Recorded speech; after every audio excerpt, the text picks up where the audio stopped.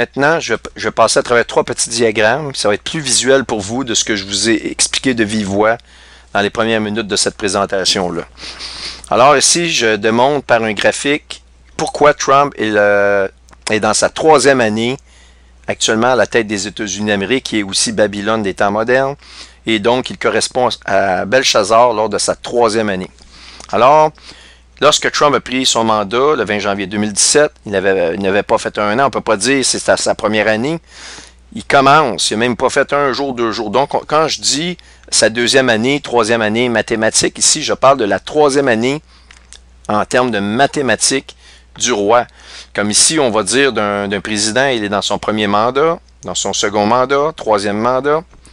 Et donc, il a commencé, il est présentement dans son 4e mandat.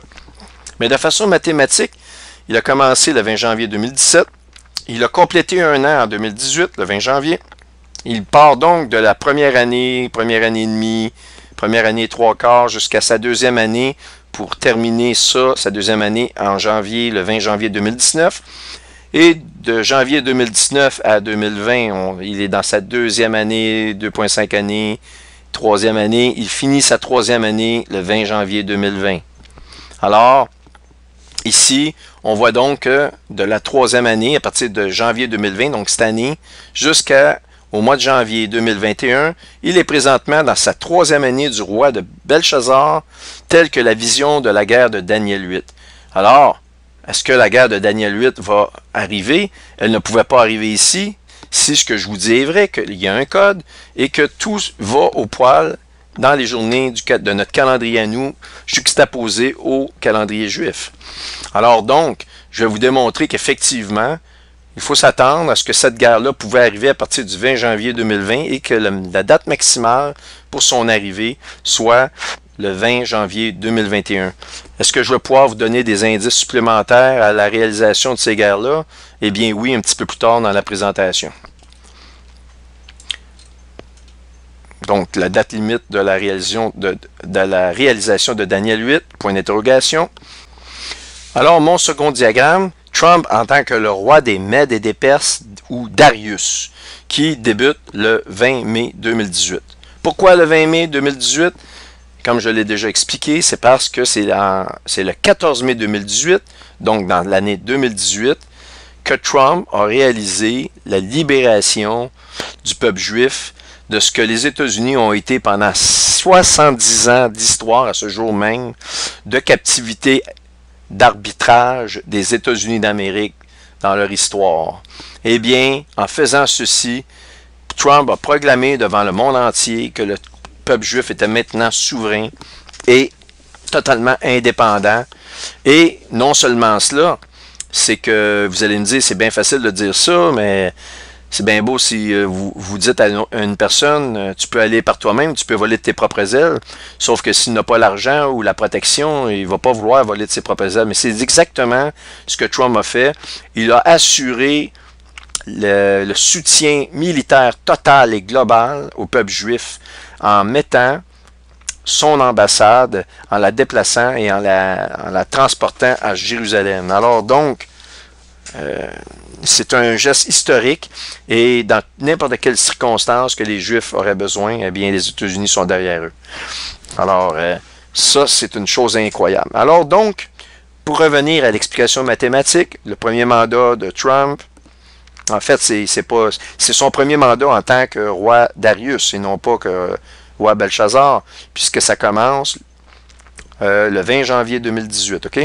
Donc, premier mandat, donc, nous avons de 0 journée à 365 jours pour compléter un an entre 2018 à 2019, le 20 janvier. Nous sommes donc dans la première année et demie, etc., jusqu'à la 2e année de 20 janvier 2019 à 20 janvier 2020. Et nous avons donc du 20 janvier 2020 au 20 janvier 2021 la réalisation de la seconde année du roi Darius. Et voyez-vous ici, la seconde année du roi Darius, eh bien, correspond à plusieurs choses importantes. Et là, c'est là qu'on voit les événements prophétiques qui se réalisent tout à l'intérieur de la 2e année du roi Darius, qui est Trump finalement, dans sa 2e année, dans la 2e année de Trump en tant que roi Darius, OK? Nous avons donc l'arrivée, ici je vais vous le montrer, le présage des 4 chevaux de l'Apocalypse, vision de Zacharie 1, qui a été marqué dans notre calendrier à nous, mais par le calendrier juif, au 19 février 2020. Ça, je vais tout vous montrer ça. D'ailleurs, ici, voyez-vous un extrait du calendrier hébreu. On est en février 2020. Et le 24 de Shevat, de l'an 57-80, qui est l'an 2020, correspond au 19 février. Et donc, dans le calendrier juif, 24 de Shevat. Ça, on va y revenir. Après ça, nous avons eu l'accord d'Abraham, le 16 septembre cette année, vision de Zacharie 1, toujours. Et nous avons, en octobre 2020, le 8e mois, Zacharie 1, la fête de Sukkot actuelle, la fête des tabernacles que nous avons présentement dans la vision de Zacharie 1. Et note, juste vous dire une note, ça ne s'est jamais produit dans l'histoire du peuple hébreu, qu'il y ait 2 confinements imposés en Israël, depuis leur fondation en 48 aussi, lors des fêtes, des 2 fêtes les plus importantes, et ceci à l'intérieur de la, comme je vous l'ai dit, tout ça arrive dans la seconde année du roi Darius, ou Trump, tel que décrit dans la vision de Zacharie 1. Alors donc, ça c'est le premier diagramme. Donc pour vous, c'est clair, Darius, c'est Trump dans sa 2e année présentement, et Trump et Belshazzar dans sa 3e année comme roi de Babylone. OK? Vous allez, donc, lorsque je vais rentrer vraiment, là j'en suis presque là, à rentrer dans ce fameux code-là, eh bien vous allez tout comprendre quand je vais vous parler de Darius sa 2e année, vous l'avez ici devant vous. Et je vous en explique le pourquoi. Donc, 3e diagramme. Et ne vous en faites pas, ce 3e diagramme est le dernier. Il est très important que je vous le montre parce que ça va être clair dans votre tête, sinon vous risquez d'être confus. Je vais vous expliquer pourquoi. Ici, on voit en détail l'échelle qui correspond à Trump dans sa 2e année en tant que roi Darius, comme je l'ai expliqué. Donc, du 20 janvier 2020 au 20 janvier 2021. Il y a 2 dates importantes mentionnées dans le calendrier hébreu dans Zacharie 1. Une qui correspond cette année au 19 février 2020 et une autre au 19 octobre 2020. La première, qui est arrivée déjà, qui était au début de cette année, curieusement, correspond au 11e mois de la seconde année de Darius dans Zacharie 1, dans le calendrier hébreu. Et plus tard dans l'année, c'est le 8e mois qui correspond à la seconde année de Darius, qui correspond au 19 octobre. Vous allez me dire comment ça se fait qu'on régresse dans les mois dans le calendrier hébreu? Bien, la réponse, vous l'avez ici. C'est à cause du décalage entre le calendrier biblique hébreu, qu'on voit ici de 1 à 12. Vous avez tous les mois de nommés ici. Ne pas confondre avec l'année civile lorsque vous regardez dans les prophéties, que ce soit pour les fêtes ou les fêtes qui sont finalement des convocations. OK? Pour toutes les convocations, fêtes des trompettes, la Pâque, toutes ces fêtes-là, les principales fêtes juives ou convocations juives, eh bien, il faut se fier aux mois qui sont bibliques qu'on vous avez ici, donc, comme la fête des trompettes, qui est le premier de Tishri, on le voit ici, le 7e mois du premier jour que la Bible prescrit dans la loi, c'est le mois de Tishri, eh bien, on fait référence au 7e mois. Et donc, dans notre calendrier à nous, c'est septembre-octobre. Alors donc, le début de l'année correspond au 10e mois et au 11e mois dans le calendrier hébreu, comme on le voit ici. Janvier-février, vous le voyez par vous-même, le mois de Shebat. Eh bien, c'est le 11e mois. Et on continue, on avance de janvier-février, qui est le début de notre année solaire à nous. Février-mars, avril-mai, juin, juillet. On se retrouve au 8e mois qui correspond à octobre-novembre. Et c'est pour ça ici, nous avons le 19 octobre, qui correspond exactement au 8e mois de la seconde année du roi Darius dans Zacharie 1 et 2. Donc, dans Zacharie 1, pardon. Donc, je vais commencer immédiatement à rentrer dans le vif du sujet du code. Et je vais commencer évidemment dans Zacharie 1, comme je vous l'ai dit. Sauf que je ne commencerai pas au verset 1. Je vais commencer au verset qui correspond immédiatement à lorsqu'on commence avec la phrase suivante. C'était le 24e jour du 11e mois de la seconde année de Darius.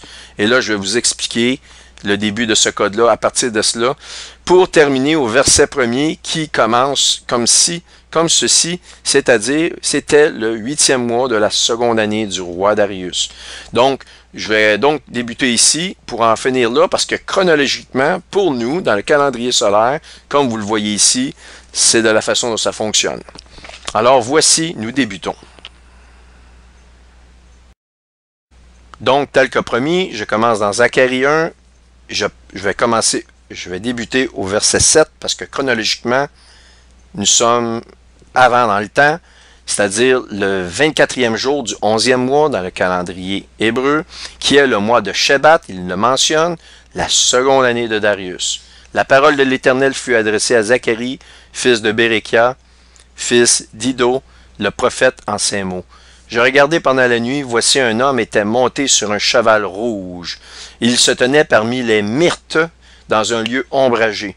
Ici, le lieu ombragé, je vais vous le dire, vous pouvez vérifier dans la concordance, c'est plutôt un ravin. Et évidemment, dans un ravin, il y a toujours des ombres. Mais je vais vous le dire, c'est une traduction française. Si vous regardez dans King James, ça parle d'un ravin, OK? Plus d'un petit ravin que d'un lieu ombragé. Mais bref, je voulais vous mentionner ça.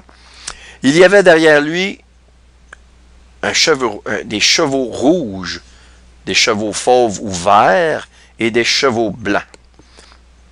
Alors, Zacharie demande, « Qui sont ces chevaux, mon Seigneur? » Et l'ange qui parlait avec moi me dit, je te ferai voir qui sont ces chevaux.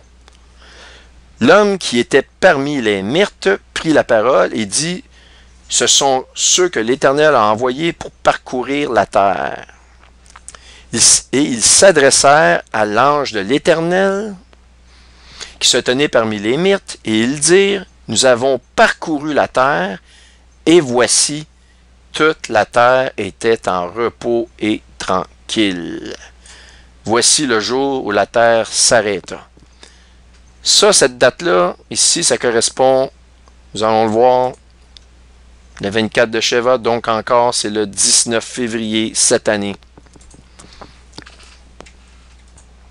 Maintenant, qui est l'ange de l'Éternel? Eh bien, c'est nul autre que Jésus lui-même. L'ange veut dire un messager, c'est le messager de l'Éternel. On utilise souvent les anges, on nomme leur nom, mais lorsqu'on utilise le terme, comme dans le livre de l'Apocalypse, on nous parle de l'ange de l'Éternel qui se tenait sur le trône, on parle de Jésus-Christ. Et c'est lui, Jésus, l'agneau de Dieu, qui ouvre les sceaux du chapitre 6 qui vont amener en premier lieu les quatre chevaux de l'Apocalypse. OK? Donc, il nous confirme, les chevaux parlent à Jésus, il dit, nous avons parcouru toute la terre, et la terre est au repos et tranquille. Vous comprendrez que lorsque la terre ne bouge pas, et je ne parle pas de la rotation de la terre, parce que je vais vous montrer que on ne parle pas ici de la rotation de la terre, on va aller dans la concordance dans quelques minutes, dans quelques secondes, je vais vous montrer qu'on parle de l'activité humaine arrêtée. Alors donc, si on nous parle de l'activité humaine arrêtée, eh bien, il faut savoir qu'il n'y a que dans toute l'histoire de l'humanité un seul moment où c'est arrivé. Et c'est cette année, en 2020, à cause du COVID-19.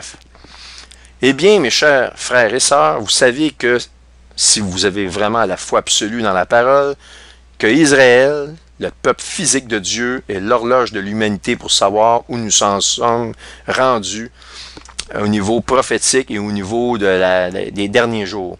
Eh bien, si le COVID affecte tous les pays actuellement, il va sans dire qu'il faut regarder l'effet du COVID chez le peuple juif. Alors, je vous ai parlé du 19 février, comme vous avez vu ici dans le calendrier. Eh bien, on est ici le 21 février et 1 ou 2 jours avant, il y a une femme qui est tombée malade, ils l'ont pris, ils l'ont testée et elle a été confirmée 2 jours après, le 21 février 2020, comme étant le premier cas confirmé du coronavirus en Israël lors d'un retour de voyage. Wow! Exactement à la journée du 19 février qu'on nous parle dans le calendrier hébreu. Là, vous allez me dire, c'est quoi le rapport avec les chevaux de l'Apocalypse? Eh bien, n'est-ce pas le virus qui a fait que toute la terre est au repos? Eh bien, la réponse est oui. Bien, attendez, c'est pas fini. On va aller dans la concordance. Zacharie 1. On nous parle dans le verset 11 ici que la terre est au repos. Donc, verset 11.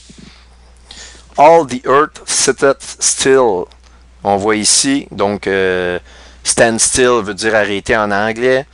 And is at rest. Rest veut dire au repos.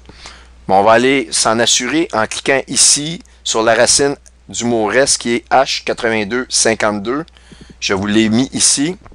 Eh bien, tranquille, sans dérangement, est en paix, est silencieuse, est inactive. Be inactive. On le voit ici. La terre est inactive. Il n'y a pas d'activité sur la terre. Undisturbed, sans dérangement. Still, lie still, elle bouge pas. At rest, be quiet, silencieuse. Et vous devez comprendre, on va aller plus loin que ça, la Bible elle nous donne des détails extraordinaires. Il y a peut-être certains d'entre vous qui me disent, oui, mais il n'y a pas 4 chevaux d'Apocalypse. Moi, tu me parles d'un rouge, tu me parles d'un vert, puis d'un blanc. Il est où le noir?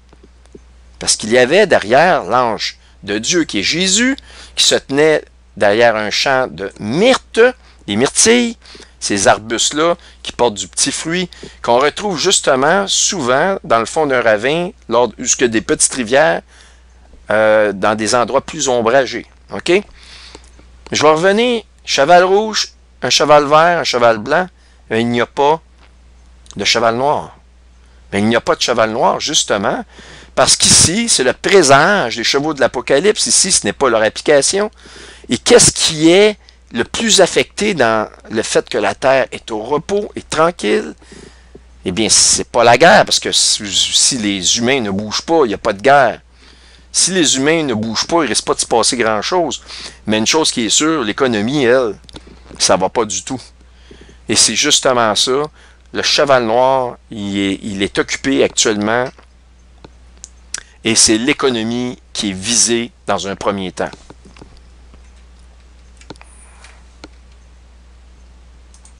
Ah oui, et de plus, c'est à partir de là qu'en Israël, on a commencé à mettre des moyens de confinement. Ça a été le début de tous les confinements. Ça n'a pas été un confinement global, mais ça a suivi très rapidement. Ça a commencé exactement en ces jours-là.